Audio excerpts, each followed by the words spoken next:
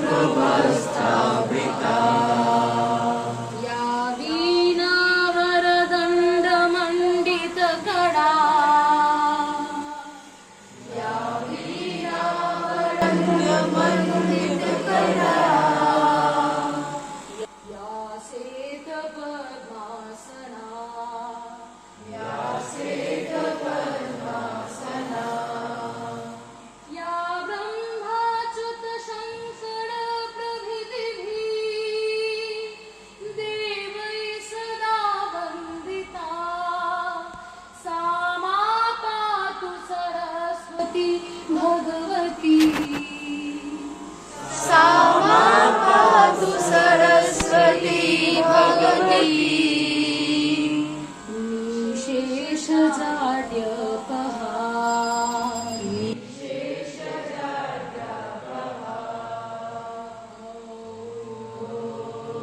वसुधैव कुटुम्बकम् वसुधैव कुटुम्बकम् वसुधैव कुटुम्बकम् পূর্বরঙ্গ শেষ হয়েছে। আসুন আমরা যা শিখেছি তা অনুশীলন করি। এটি একটি নতুন পরীক্ষা। এতে বিন্দুমাত্র ত্রুটি থাকা উচিত নয়।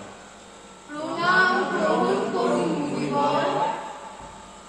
সব সময় স্নেহময় হয়ে থাকুন। বলুন ঋষিগণ, কি উদ্দেশ্যে আগমন? হে মুনিবর, আপনি জবের থেকে নাট্যশাস্ত্রের রচনা করেছে, তবে থেকেই মনের মধ্যে নানা ধরনের প্রশ্ন উদ্ভব হচ্ছে। সেই প্রশ্নের উত্তর পাওয়ার জন্যই আজ এখানে আসা। জিজ্ঞাসা করুন, দ্বিধা করবেন না। গুরুদেব, নাট্যশাস্ত্রের উদ্ভব কেন আর এর উদ্দেশ্যই বা কি? আপনি খুব ভালো একটি প্রশ্ন করেছেন।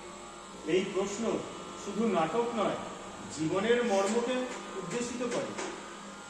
যখন ত্রেতা যুগে মানুষ কাম আর লালসায় বশীভূত হয়ে ধর্ম ও সংগ্রামের দিকে ধাবিত হয়, তখন তখন ইন্দ্রদেব ভগবান ব্রহ্মার কাছে প্রার্থনা করেন এমন একটি মাধ্যম তৈরি করার জন্য যেখানে শ্রবণ এবং দর্শন একই সাথে ব্যবহার করা যায়।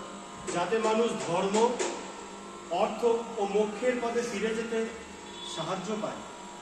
কিন্তু গুরুদেব, বেদ তো নিজেই জ্ঞানের ভান্ডার, তার মধ্যে লুকিয়ে আছে বিশ্বের রহস্য। বেদের উদ্দেশ্য পূরণের জন্য তো সে নিজেই যথেষ্ট। তাহলে এই নতুন বেদ কেন? যাতে এটি সব ধরনের মানুষের কাছে সমানভাবে যোগ্য হয়। নাটকের মাধ্যমে যাতে সাধারণ মানুষকে শিক্ষা ও ধর্মের পথে নিয়ে যাওয়া যায়। এই শুভ উদ্দেশ্যে ভগবান ব্রহ্মা 4টি বেদের উপাদান একত্রিত করে নাট্য বেদে উপস্থাপনা করেন। 4 বেদের উপাদান কি সেই উপাদান গুরুদেব?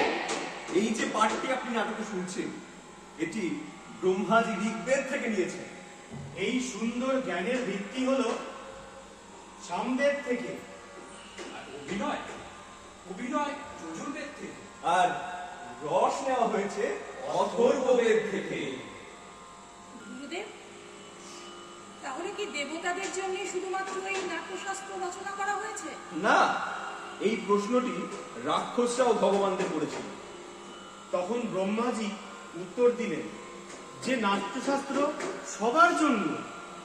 এটি দেবতা, অসুর এবং মানুষের সমস্ত শুভ এবং অশুভ কাজকে দেয়। যারা ক্লান্তি, দুঃখ, আবেগে ভুগছে, নাটক তাদের স্বস্তি দেয়। এমন কোনো জ্ঞান নেই বা এমন কোনো কর্ম নেই যা নাটকে প্রকাশ পায় না। অদ্ভুত, সমস্ত সৃষ্টির সমাবেশ। লৌকিক, অলৌকিক সমস্ত কিছু, জীবের প্রত্যেকটি ভাবই ওনার শিল্প।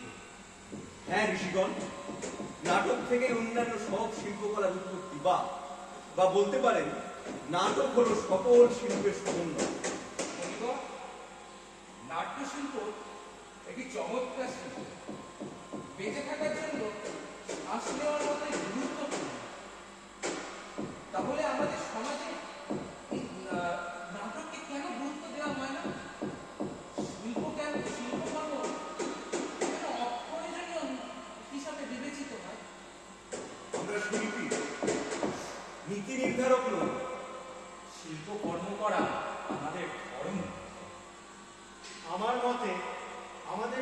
শিল্পের বিষয় নীতি নির্ধারকদের বিচার করা উচিত।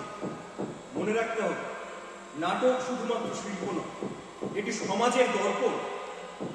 এটি মানব জাতিকে সত্যের পথে পরিচালিত করতে পারে।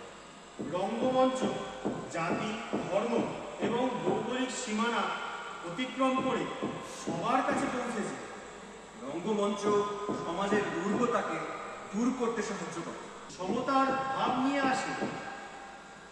এই ভাব নিঃসন্দেহে পৃথিবীকে স্বর্গ বানাবে। শিল্পহীন সমাজ পশুদের সমাজ।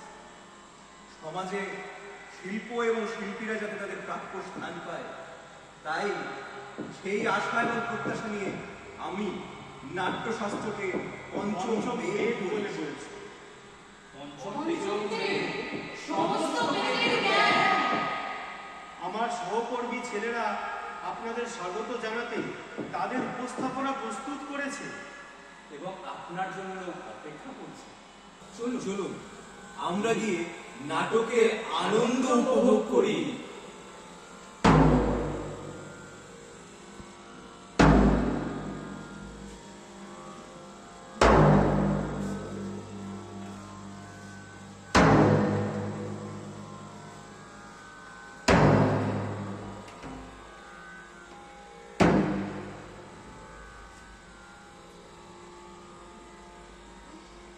এই জাতি উন্নত হোক, এই জাতি উন্নত হোক, সকলের আশা পূর্ণ হোক।